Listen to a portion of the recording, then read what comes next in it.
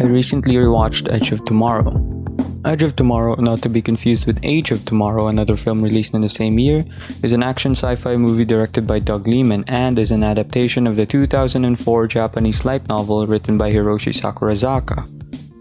The light novel titled All You Need Is Kill was also adapted into a manga with the same title in the same year as the movie and with the same guy who drew Death Note, Takeshi Obata.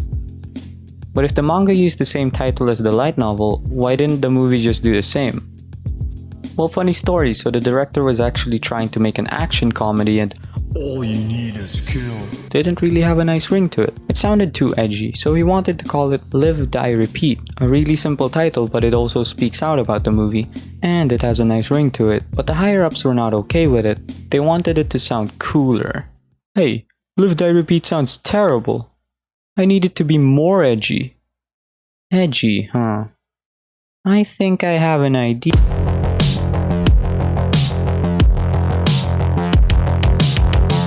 So Edge of Tomorrow stars Tom Cruise, Emily Blunt, and some really good CGI. And I was one of those people who didn't know that this was actually an adaptation of a Japanese work. I just thought of it as a cool movie. Now I can personally say that this was a good adaptation. But you can disagree with me on that because I never read the light novel. Which, by the way, I can imagine if a light novel with a similar concept were to be made in this day and age, it would have some long-ass title like The Time I Got Reincarnated Again. And again. And again. And repeat that for 158 more times. But going back to the topic, I love this movie. The first time I saw the trailer, I was impressed by the visual effects and the cool-looking exoskeleton suits. It's also the movie where I started recognizing Tom Cruise as an action star. Critics seem to love this too, which is why I was really disappointed when I found out that this movie didn't really sell well. Now I don't really know how box office sales work, but people say that it did not sell well, and here's a picture of the charts. There may have been many reasons as to what caused these poor sales, but the two main problems I can point out are poor marketing and out-of-luck timing. Since this film was released at the same time with two other big movies, that being Maleficent and The Fault Is in Our Stars, couple that with a very mediocre trailer that didn't fully capture what the movie was about, it didn't grab a whole lot of attention. Oh, also I forgot to mention that they released an Android game promoting the show, which is now removed from the Play Store, but you can still find it on some sites. But looking at it now, it seems to have garnered a cult following, and for good reasons. It was a really good action movie, and it may set as an example on how to make live-action adaptations, not only for anime, but for most Japanese works. People tend to think that most live-action adaptations of anime or manga are bad because they're not faithful to the source material. So how do you make good anime that is faithful to its source material? You don't. Wait, what? Okay, to explain it in a more complicated way, directly translating a piece of art into a different medium doesn't always work. This also goes with manga to anime or game to anime. If you want to adapt something, you have to change a bit of things to fit the medium it's being presented in. One example on the top of my head would be Erased.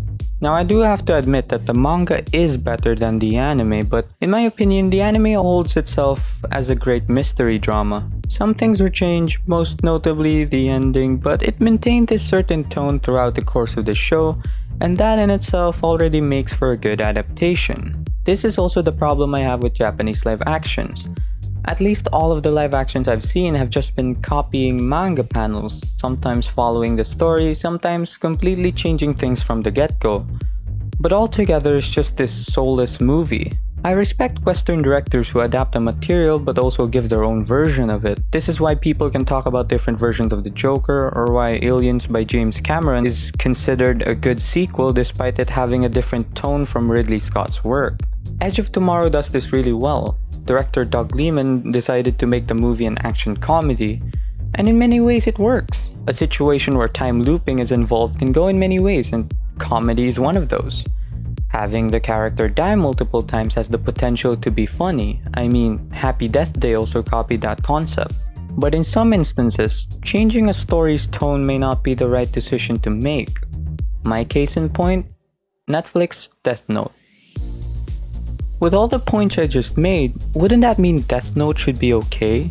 I mean, the director gave his own take on the story and characters and made it into his own version of the movie. Now, that is true. I can't deny the fact that the director actually tried to make his own film rather than just a soulless copy of it. But one thing he did not seem to understand was that Death Note wasn't just about this note that can kill people when you write their names on it. It was about this genius high school boy who obtained this great power and started developing a god complex. But it wasn't just that. It was also a mind game between these two big brain characters who you both want to root for, albeit the other one in a twisted sense. And because of that, the movie didn't seem to please fans of the anime and manga. But this is where Edge of Tomorrow has an advantage. It didn't have a complex setup, it didn't have all these deep characters, and it wasn't known for any certain theme that it tried to present. The source material was basically free real estate. Anyone could have made their own version of the film as long as they kept the foundation the novel had built. Edge of Tomorrow wasn't a good adaptation. It was an easy adaptation. Comparing it to films like Ghost in the Shell or, again, Death Note, Edge of Tomorrow had the advantage. Or I guess you could say it had the edge over these films. But with that said, does Edge of Tomorrow set an example to future directors who want to adapt Japanese literature into a Western style of media? Well, yes and no. I think Hollywood was just lucky that they picked a rather harmless source material to be adapted. And in that sense, it can be an example to Hollywood to just adapt whatever is easy to adapt. Don't touch on the big boy mangas, they shall stay in the trophy room. But I think they're getting better at adapting these types of works. I love Alita Battle Angel. James Cameron made a cool looking film. Haven't read the manga, but I hear people say that the movie seemed pretty faithful to the source. Also, Taika Waititi, personally one of my favorite directors, is gonna be adapting Akira into live action.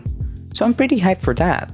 Also, while doing some research about the movie, I just found out that they're actually planning to do a sequel for Edge of Tomorrow. And it's called Live, Die, Repeat. And Repeat. Yeah, not the best idea for a title, but it'll do. I think that was all I wanted to say. Now if you'll excuse me, I'm gonna continue playing the Edge of Tomorrow Android game.